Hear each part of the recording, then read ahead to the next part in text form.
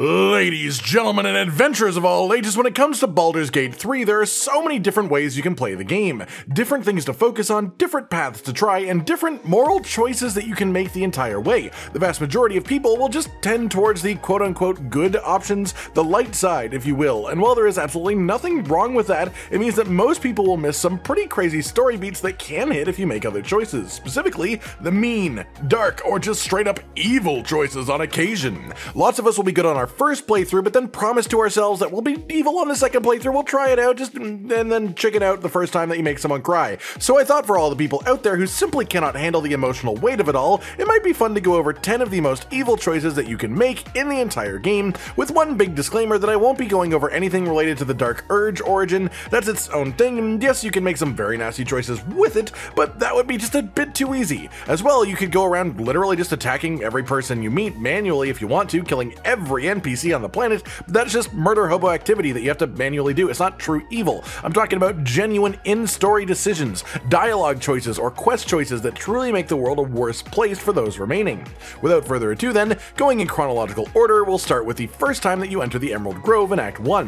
When you start to get deeper in the area, you'll find a bit of a commotion going on. What this commotion is, well, the current interim leader of the Grove, Kaga, who has her own entire evil thing going on in the background secretly where she is going to betray the Grove. She's punishing a tiefling child named Arabella for stealing. This child will come up again later in the story if she survives this, but, well, surviving it would be the nice choice. A choice that only is made if you as the player character speak up to try and protect her. If, however, you choose to keep silent, or even if you tell Arabella to run, she will be bitten by Kaga's snake and straight up die right there on the spot. Again, this is something that happens less than an hour into an average playthrough, and if you choose these dialogue options, you can literally be complicit in the death of a child. So you know that's pretty damn evil, and given how early this is and how just absolutely messed up it is, this is probably the main thing that would just push anyone away from doing an evil playthrough. You might start early on wanting to be evil, then do this and think, damn, that's too far. Also, you can talk to her parents afterwards and just be a bit of a dick about it, so there's that too. Our second evil decision then is going to be a relatively simple one. Killing Karlach. You know, one of the best companions in the entire game, and I don't mean statistically, I mean she's just an absolutely lovely person with a very tragic history. However, when you are starting the game, you can meet Will in the Emerald Grove, and you find out that he is tasked with killing a demon named Karlach. This happens before you meet Karlach, usually, and when you do eventually find her, you will have dialogue options to straight up fight and kill her because of Will's quest. After listening to what she has to say, what she's been through, who she is, the good option is, of course, to just let her live, to take her with you and help her. But again, you have the choice here to just straight up fight and kill her if you want to, and she will never come back. Dead and gone completely, evil in the way of killing a genuinely good-hearted person, but also evil that you are throwing away an entire companion's worth of story and camaraderie. Third today, then, is a relatively obvious one, but also one that feels impossible not to mention because of the scale, and that's attacking the Druid Grove as part of the early climax in Act 1. There are two warring sides in this act, the Druids and the Tieflings, who have a tentative alliance, then the Goblin camp on the other side, led by Minthara and sort of polluted by the Absolute. Both of these are completely viable choices to side with if you want to, but it's made quite clear through dialogue and actions that the Druids and Tieflings are generally the good side, aside from a couple of bad apples, and the Goblins are pretty undoubtedly the bad guys here, especially considering if you side with them, then make Minthara your companion, she will even say herself eventually that she was out of her mind when that was happening, and question why you would have the morals deplorable enough to side with them.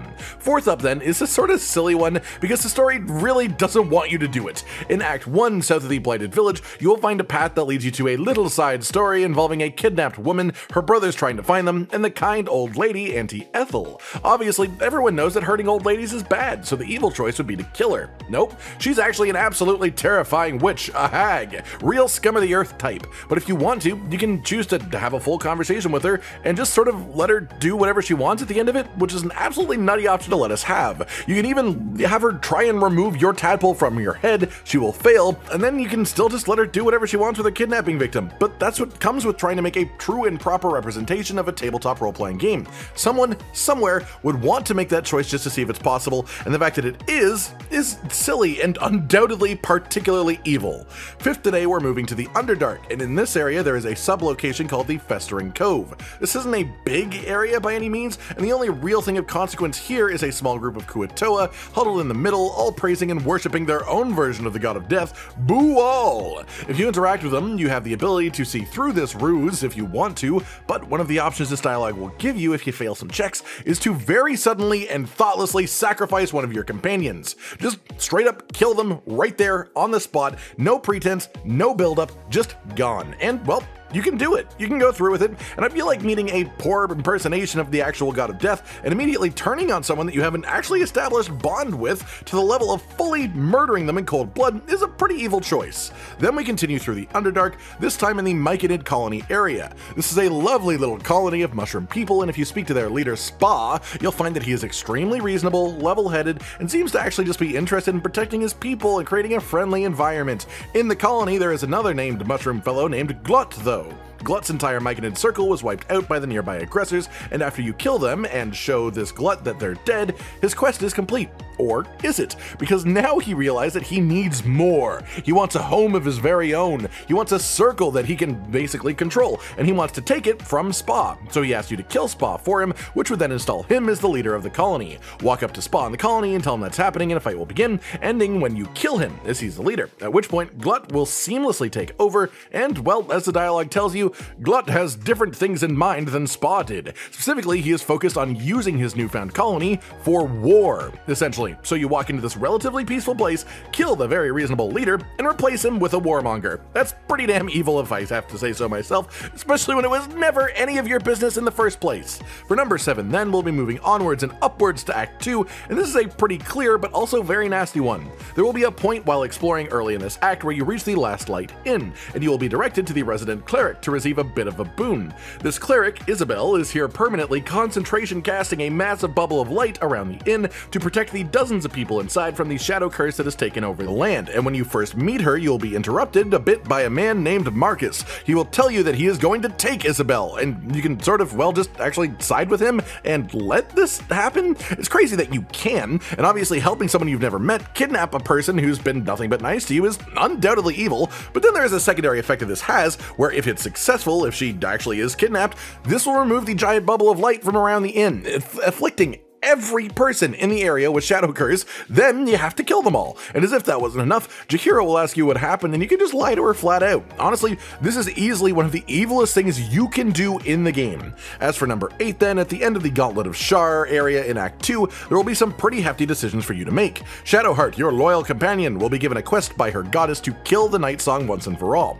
Once you enter Balthazar's little holding cell, you get to talk about what's happening, and there are 3 choices you have here really. You can choose to free the Night Song while talking Shadowheart down from the ledge, which leads to her character development. You can choose to let Shadowheart kill the Night Song, which will also weaken the big bad of Act 2, which technically makes it a sort of okay-ish choice, or you can go with option 3, which is just batshit crazy evil cuckoo bananas and let Balthazar take the Night Song away. Not only does this let Ketheric keep his immortality and also stay a massive threat to honestly the world as we know it, but it also just completely destroys any sort of story continuation with Shadowheart, and it results in her just straight up permanently leaving your party afterwards. As for number 9, then this is the end of the game, or at least it's one end to the game, and one that I think is arguably more evil than any other for a couple of really big reasons. It's the Gale Bomb. As you progress through Act 2, you'll have some interactions that cause Gale to become in charge of his own arcane instability, giving him the ability to make himself explode like a nuclear bomb at will.